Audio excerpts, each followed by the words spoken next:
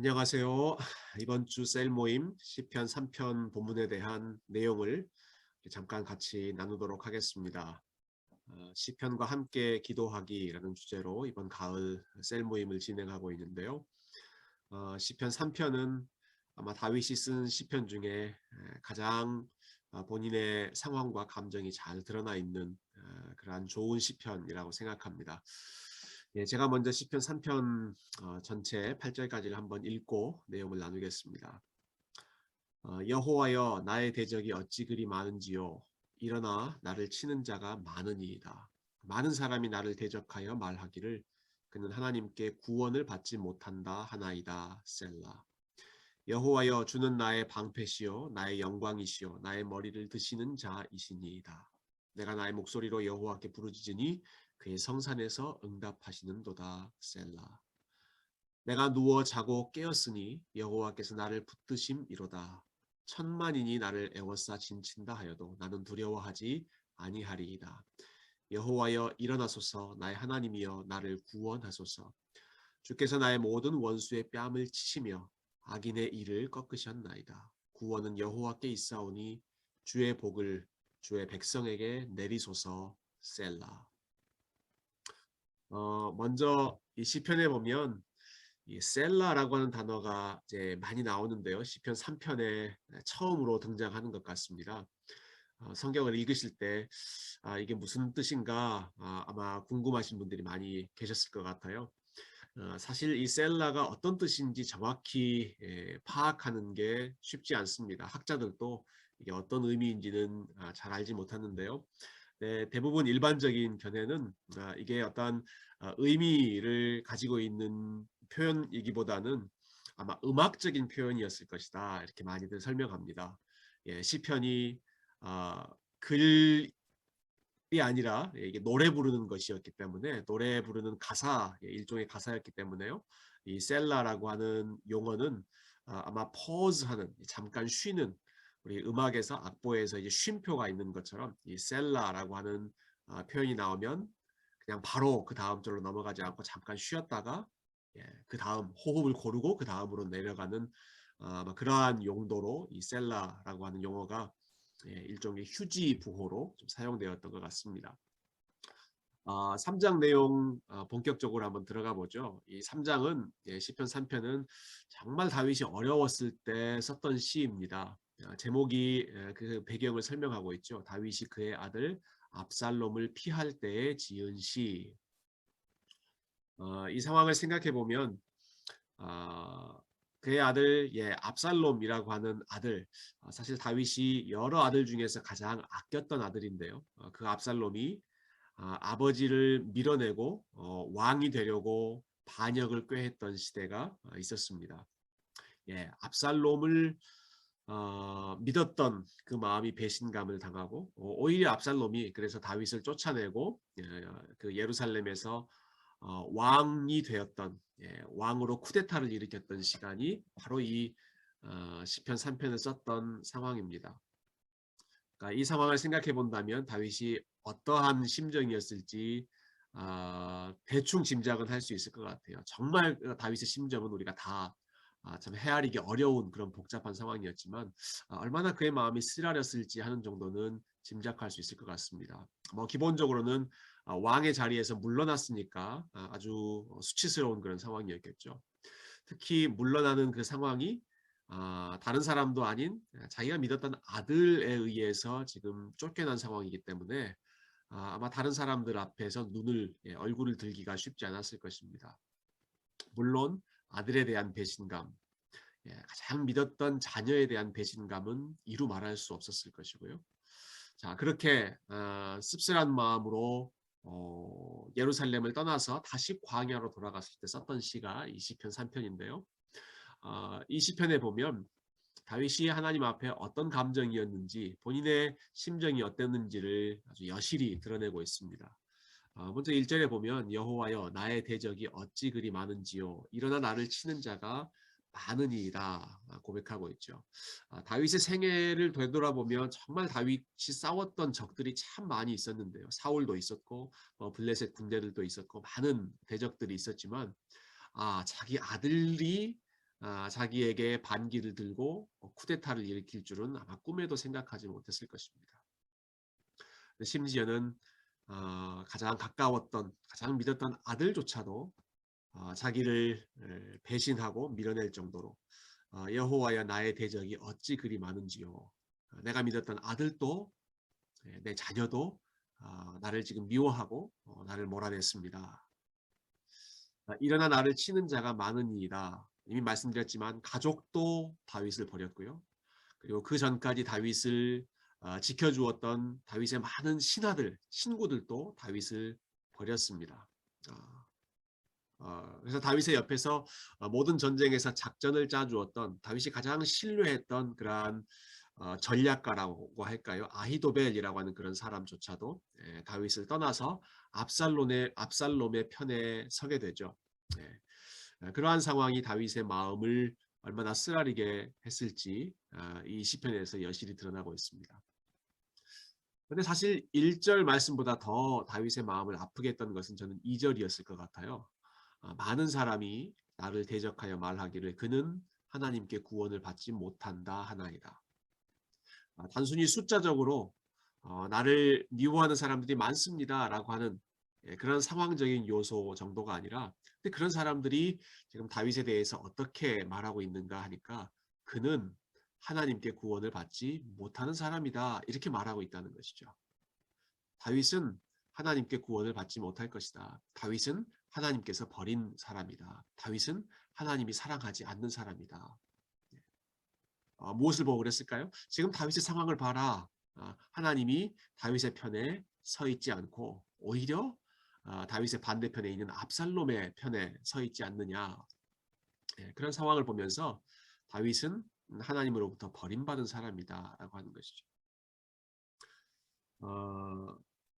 아마 이 상황을 조금 더 우리가 입체적으로 생각해 보면 사실 이 상황은 다윗이 꽤 나이가 많이 들었을 때 상황입니다. 그렇겠죠. 예, 자기 아들이 장성한 아들이었고 그 아들이 왕의 자리를 탐낼 정도였으니까 다윗의 나이가 아마 거의 뭐 60대 정도는 되지 않았을까 저는 그렇게 추측하는데요.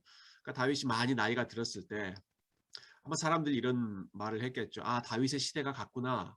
그런 말을 했을 수도 있고요.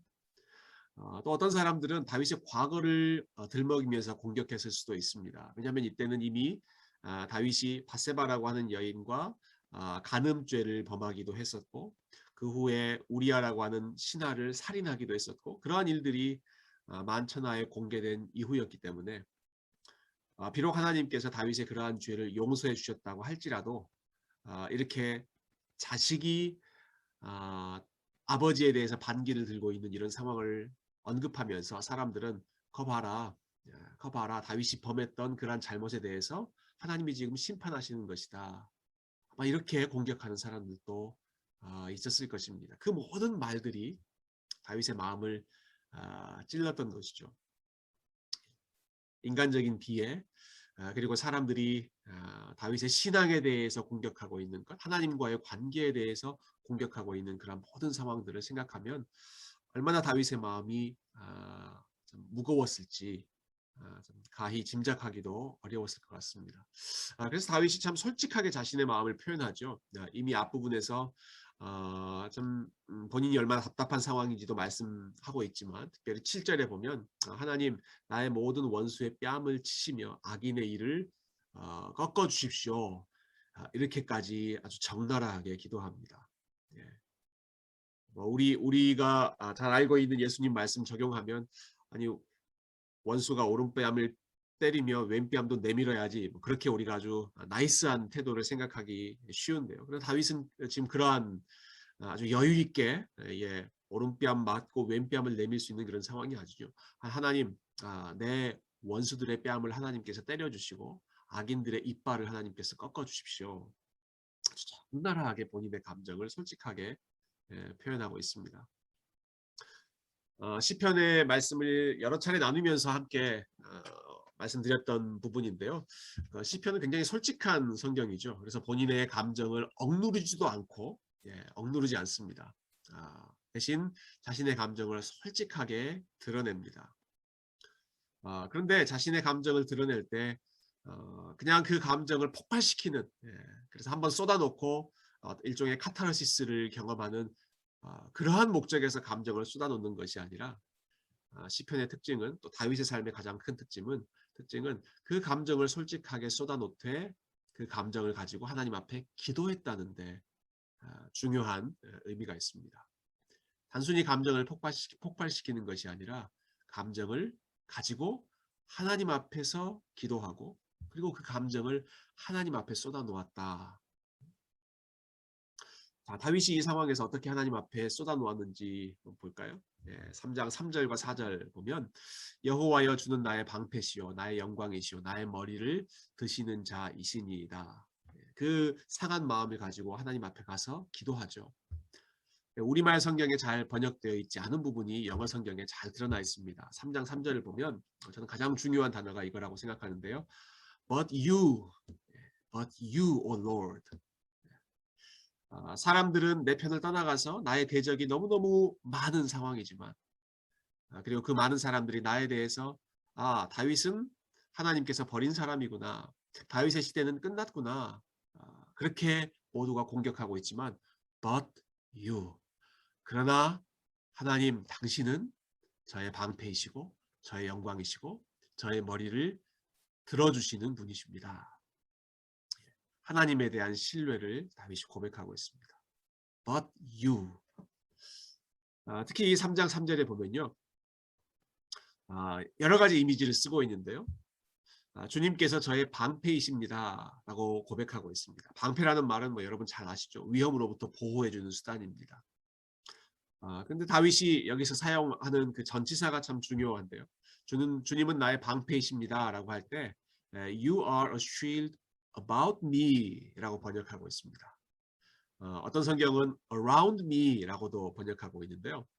그러니까 단순히 당신은 나를 지켜주시는, 나를 위한 방패입니다, for me 라고 이야기하지 않고요. about me 혹은 around me 라고 하는 말은 나의 주변을 둘러싸고 있는 방패이십니다 라는 표현입니다. 즉 어떤 방향에서 나에 대한 공격이 다가올지라도 어떤 한 방향이 아니라 내 주변을 삥 둘러서 하나님께서 전 방향으로부터 나를 지켜주시는 나의 방패이십니다. 이렇게 믿음을 고백하고 있습니다. 또 중요한 구절은 하나님, 주님은 당신은 나의 영광이십니다. 지금 다윗이 왕의 자리에서 밀려났습니다. 심지어는 아들에 의해서 그렇게 밀려났습니다. 그러니까 왕으로서 누리고 있었던 그러한 영광이 지금 다 사라져버린 상황이죠. 또 아버지로서 자녀의 존경을 받아야 하는 그러한 영광 역시도 사라져버린 상황입니다. 참 인간적인 조건에서 영광을 찾을 수 없는 그러한 참 밑바닥까지 떨어져 있는 상황인데요. 근데 다윗이 이 순간에 자신의 진짜 영광이 무엇인지를 기억하고 있습니다. 다윗에게 있어서 진정한 영광은 본인이 다시 왕궁으로 돌아가고 왕의 자리를 되찾는 그것이 자신의 영광이 아니라 하나님이 저의 영광이십니다. 비록 예루살렘에서 밀려났다고 할지라도, 왕궁에서 멀어졌다고 할지라도, 광야에 있다고 할지라도 하나님이 저의 영광이시고 하나님 때문에 저는 여전히 영광을 바라봅니다. 믿음을 고백하는 것이죠. 그리고 하나님은 나의 머리를 들어주시는 분이십니다. 이 고백이 얼마나 멋있습니까? 지금 고개를 들 수 없는 답답한 상황 때문에, 그리고 참 수치스러운 그런 상황 때문에 고개를 들 수 없는 그런 상황인데, 하나님 그럼에도 불구하고 하나님께서 저의 머리를 lift up, 제 머리를 들어주시는 분이십니다. 하나님은 저를 인정해 주시는 분이십니다. 하나님에 대한 신뢰를 고백하고 있죠. 여러분, 이렇게 하나님 앞에 자신의 감정을 쏟아놓고 하나님에 대한 신뢰를 고백할 때 하나님께서 주셨던 그 기도 응답이 5절과 6절에 나옵니다. 내가 누워 자고 깨었으니 여호와께서 나를 붙드심이로다. 천만인이 나를 애워싸 진친다 하여도 나는 두려워하지 아니하리이다. 처음 시작했던 1절과 2절에 나왔던 말씀, 하나님 두렵습니다. 사람들이 다 나에 대해서 이러쿵저러쿵, 심지어는 하나님이 나를 버렸다라고까지 합니다. 아주 원수들에 대한 증오와 미움과 두려움으로 사로잡혀 있었던 다윗의 심정이었는데요. 근데 5절로 넘어오면 어떻게 이야기합니까? 내가 누워 자고 깨었으니. 예. 어, 눕기도 하고 자기도 하고 잠을 잘 잔 다음에 일어나 깨기도 했습니다. 여러분 정말 속상한 일이 일어나면 밤에 잠도 오지 않고 뭐 입에 음식도 들어가지 않고 아무것도 하고 싶지 않는 그런 상황이지 않습니까? 그런데 다윗이 하나님 앞에 기도한 이후에 예, 눕기도 하고 다시 자기도 하고 다시 일어나서 깨기도 하고 어떻게 그 모든 일들이 가능했는가? 여호와께서 나를 붙드시는 분이신 것을 회복했기 때문에 그 하나님에 대한 신뢰로 그 모든 상황을 다 주님 앞에 맡기고 잠자리에 들기도 하고 잠자리에서 일어나기도 했던 것이죠. 천만인이 나를 애워싸 진친다 하여도 나는 두려워하지 아니하리이다. 아까 하나님이 나의 방패이십니다라고 고백할 때 그 방패가 나를 빙 둘러싼 사방을 둘러싸주는 방패다라고 말했다 살펴봤죠. 천만인이 나를 둘러싸고 있다고 할지라도 동서남북 사방을 둘러싸는 그런 위협이 있다고 할지라도 하나님께서 방패로 역시 나의 모든 방향을 둘러싸 주시기 때문에 두려워하지 않겠습니다. 하나님께서 나를 붙들어 주시는 것 내가 믿음으로 붙들겠습니다. 두려움으로 시작했지만 그 감정을 하나님 앞에 쏟아놓고 하나님이 주시는 평강으로 그의 마음이 회복되었던 그 기도가 그 노래가 오늘 우리가 살펴봤던 시편 3편 말씀이었습니다. 제가 주보에 있는 셀 모임 가이드에 유진 피터슨 목사님의 이 시편에 대한 설명으로 좀 마무리를 했는데요. 이 시편을 이렇게 요약하시더라고요. 우리는 원수들을 없애는 것으로 안전을 확보하지 못합니다. 왜냐하면 이 세상에서 반대 세력은 계속 나타나기 때문입니다. 우리가 안전을 확보하는 유일한 길은 하나님을 신뢰하는 것뿐입니다. 저는 너무너무 귀한 또 지혜로운 요약이라고 생각합니다. 우리를 넘어뜨리려고 하는 반대 세력은 계속 나타나게 마련입니다. 어떤 때는 사울이 대적이 되기도 하고 어떤 때는 골리앗이 다윗의 대적이 되기도 하고 어떤 때는 다윗이 느꼈던 유혹, 악에 대한 유혹이 다윗의 대적이 되기도 하고 오늘 본문에서는 심지어 다윗의 아들, 자녀조차도 가족조차도 다윗의 원수, 다윗에 반대하는 대적이 되기도 했습니다. 여러 가지 상황에서 다윗을 대적하는 원수들이 등장했지만 그래서 단순히 원수들을 없애는 것으로 우리의 안전을 확보할 수 있는 것이 아니라 어떠한 대적이 들고 일어난다고 할지라도 하나님께서 그 모든 위험으로부터 보호해 주시는 것을 믿기 때문에 하나님을 신뢰하는 것이 나의 안전을 확보하는 유일한 길이다. 유진 피터슨 목사님께서 잘 정리해 주셨던 이 지혜가 또 이 말씀을 함께 나누는 저희 모두에게 적용되는 시간이 되었으면 좋겠고요. 우리가 가지고 있는 여러 가지 종류의 두려움을 하나님 앞에 또 쏟아놓고 사람에 대한 실망감과 심지어는 우리의 자녀와 가족에 대한 실망감조차도 하나님 앞에 쏟아놓고 그러나 하나님이 우리의 방패이시고 하나님이 나의 영광이시고 하나님이 나의 머리를 들어주시는 나의 얼굴을 들어주시고 나를 인정해 주시는 분이신 것 이 시편을 통해서 다시 한번 회복하는 시간 되었으면 좋겠습니다. 네, 이 말씀 같이 나누시고 또 이 말씀으로 함께 기도하는 귀한 셀 모임 되기를 소망합니다. 감사합니다.